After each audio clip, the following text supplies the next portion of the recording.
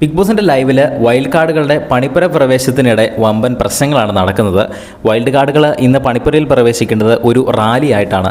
5 പേരും ലൈനായിട്ട് നിന്നതിന് ശേഷം 30 സെക്കൻഡിനുള്ളിൽ 5 പേരും പണിപ്പുരയിൽ കയറി ഇറങ്ങണം. ഒരാൾ കയറുമ്പോൾ വേറെ ആർക്കും കയറാൻ പറ്റില്ല, ഒരാൾ ഒറ്റയ്ക്കാണ് കയറേണ്ടത്. മാത്രമല്ല അയാൾ കയറി കഴിയുമ്പോൾ അയാളുടെ വസ്തുക്കൾ മാത്രമേ എടുക്കാൻ സാധിക്കത്തുള്ളൂ.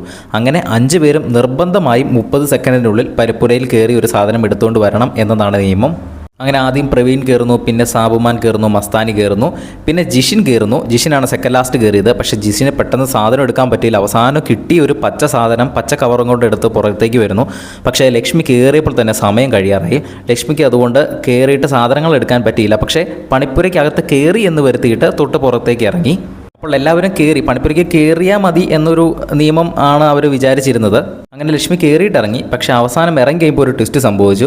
ജിഷിൻ്റെ കയ്യിലിരിക്കുന്നത് ലക്ഷ്മിയുടെ സാധനമായിരുന്നു, ലക്ഷ്മിയുടെ കവറായിരുന്നു. അപ്പോൾ ഓൾറെഡി ആ റൂള് ബ്രേക്കായി. അപ്പോൾ അതിൻ്റെ പേരിൽ വീട്ടുകാർ തമ്മിലിപ്പോൾ പൊരിഞ്ഞ വഴക്കാണ് നടക്കുന്നത്. വീട്ടുകാരും വൈൽഡ് കാർഡുകളും തമ്മിൽ. അങ്ങനെ മറ്റുള്ളവരുടെ സാധനം എടുക്കാൻ പറ്റില്ല, ലക്ഷ്മി ഒരു സാധനം എടുത്തില്ല, അങ്ങനെ കുറേ പ്രശ്നങ്ങളാണ് ഇപ്പോൾ വീട്ടിൽ നടക്കുന്നത്. ഇവർക്ക് എടുത്ത 4 വസ്തുക്കൾ കൊടുക്കുമോ ഇല്ലയോ നമുക്ക് നോക്കാം. ബിഗ് ബോസിൻ്റെ കൂടുതൽ ലൈവ് അപ്ഡേറ്റ്സിനായിട്ട് ചാനൽ സബ്സ്ക്രൈബ്